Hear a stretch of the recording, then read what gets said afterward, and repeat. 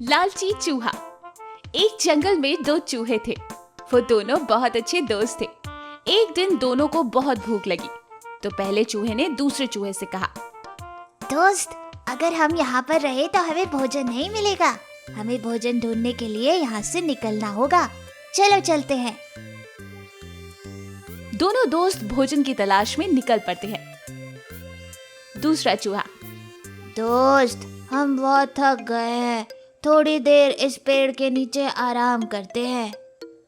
दोनों दोस्त पेड़ के नीचे आराम करने लगते हैं कि बहुत दूर से एक लोमड़ी उन्हें विश्राम करते हुए देख रही थी और मन ही मन सोच रही थी, अरे वाह, इतने तंदुरुस्त मोटे मोटे चूहे। मुझे इन्हें किसी न किसी तरह से खाना पड़ेगा।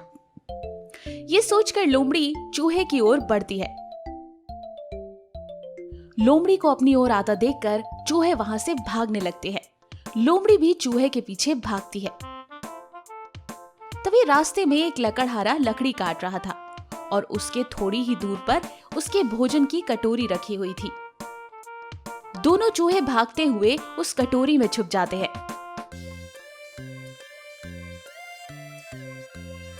लोमड़ी आदमी के हाथ से कुल्हाड़ी देखकर डर के मारे वहां से भाग जाती है।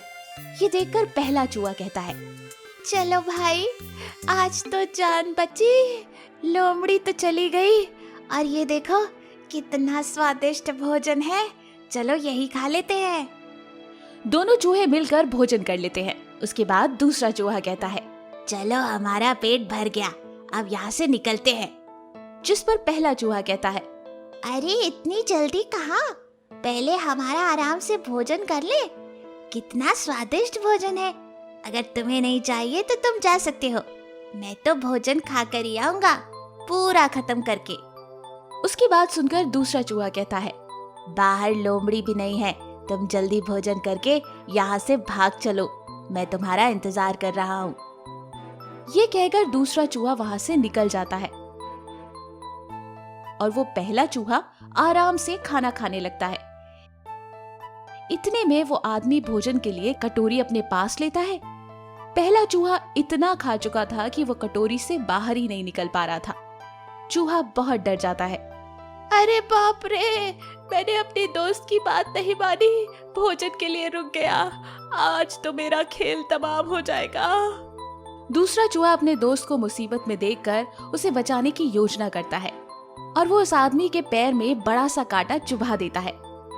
जैसे ही उस आदमी के पैर में कांटा चुभता है, उसके हाथ से कटोरी छूट जाती है और पहला चूहा उसमें से भाग निकलता है।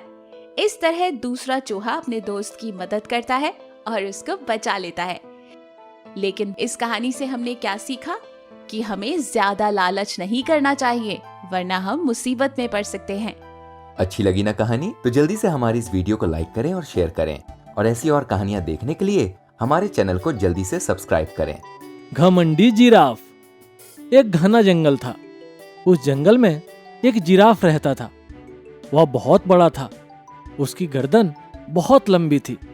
वह जंगल में जहां जाता वहां पेड़ों पर से हरी हरी पत्तियां खाता था। एक दिन वहां से कुछ भैंसे जा रहे थे।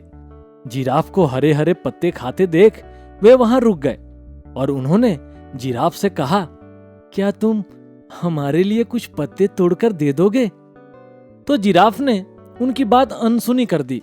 भैंसों ने फिर से कहा, क्या तुम हमारे लिए कुछ पत्ते तोड़कर दे दोगे? तो जिराफ ने कहा, नहीं, मैं किसी की मदद नहीं करता। अगर तुम्हें खाना है तो खुद पेड़ पर चढ़ जाओ और खाओ। भैंसों ने कहा, अगर हम पेड़ पर चढ़ पाते तो तुमसे नहीं कहते। तुम्हारी गर्दन बहुत बड़ी है और तुम आसानी से हमें तोड़कर दे सकते हो। जिराफ ने कहा, मैं बहुत खुश नसीब हूँ जो मेरे पास बड़ी गर्दन है। जाओ जाओ, तुम अपना घास खाने जाओ। यह सुनकर भैंसे कहते हैं, तुम्हें अपनी गर्दन पर इतना घमंड नहीं करना चाहिए। यह कहकर बेचारे भैंसे वहां से चले जाते हैं।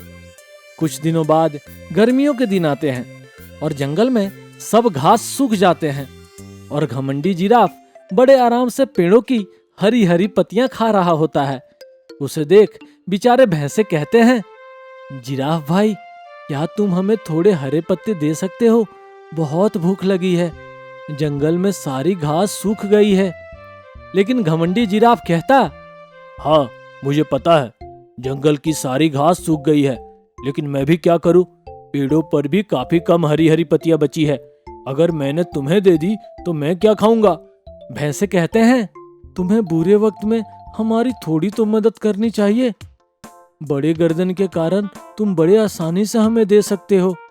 जिराफ कहता है, अगर आज तुम्हें दे दी तो तुम रोज रोज मांगने लगोगे। जाओ, तुम सूखी घास ही खा लो, मैं तुम्हारी कोई मदद नहीं कर सकता। और बेचारे भैंसे वहां से चले जाते हैं। एक दिन एक शेर अपने बच्चे से कहता है, बड़े दिन हो गए, कोई बड़ा शिकार नहीं किया, और गर्मियों के कारण सारे जानवर अपने अपने घरों में छुपकर बैठे हैं। अगर ऐसा ही चलता रहा तो हम भूखे मर जाएंगे। शेर का बच्चा कहता है, हाँ, हमें कोई बड़ा शिकार करना होगा। कम से कम 1 हफ्ते तो शिकार करने की जरूरत नहीं पड़नी चाहिए।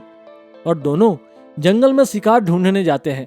शेर को दूर से एक बड़ा जिराफ दिखाई देता है, जो पेड़ों पर से हरी हरी पत्तियां खा रहा होता है।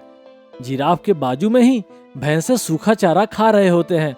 और शेर बच्चे से कहता है, देखो, वह जिराफ बहुत बड़ा है, हमें मिलकर इसे शिकार बनाना है। काफी बड़ा और भरा भरा है। और शेर का बच्चा कहता है, हाँ, इसे देखकर मुंह में पानी आ रहा है। तो चलो, इसे दबोच लेते हैं। और शेर जोर से दहाड़ता है। शेर की दहाड़ सुनकर भैंसे बाजू के एक छोटी गुफा में जाकर छुप जाते हैं। और जिराफ भी उसी गुफा में जाने का प्रयास करता है, लेकिन अपनी बड़ी गर्दन के कारण वह गुफा में नहीं घुस पाता है। और वहां शेर और उसके बच्चे आ जाते हैं।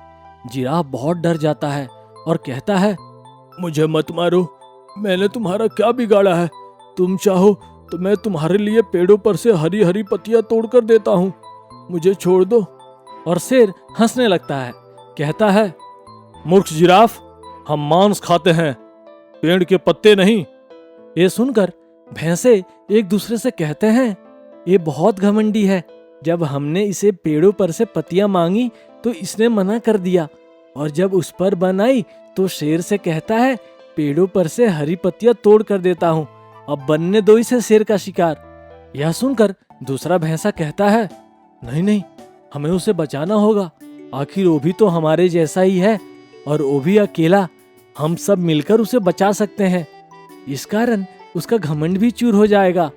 और सब भैंसे गुफा से बाहर आते हैं और जिराफ के साथ खड़े हो जाते हैं और शेर से कहते हैं, ये हमारा दोस्त है, तुम क्या इसका शिकार करोगे? हम सब मिलकर तुम्हें यहाँ शिकार बनाएंगे। और सब शेर की तरफ दौड़ने लगते हैं और शेर और उसके बच्चे अपनी जान बचाकर वहां से भाग जाते हैं। यह सब देखकर जिराफ भैंसों की तरफ देखता है, मुझे माफ कर दो, आज तुम सबके कारण मेरी जान बच गई, मैंने तुम्हारे साथ बहुत बुरा किया। भैंस कहते हैं, तुम्हें अपनी गर्दन पर बहुत घमंड था ना, लेकिन उसी गर्दन के कारण तुम गुफा में नहीं छुप पाए। हमें किसी भी चीज का कभी घमंड नहीं करना चाहिए, बल्कि उसका उपयोग दूसरों का भला करने के लिए करना चाहिए। एकता में ही शक्ति होती है। उस दिन के बाद जिराफ और भैंसे अच्छे दोस्त बन गए और जिराफ भैंसों को पेड़ों की हरी हरी पत्तियां भी देने लगा और सब खुशी से जंगल में रहने लगे। दोस्तों, अगर आपको ये कहानी अच्छी लगी और आप आगे भी इस प्रकार की कहानियां देखना चाहते हैं तो हमारे इस चैनल को जरूर सब्सक्राइब करें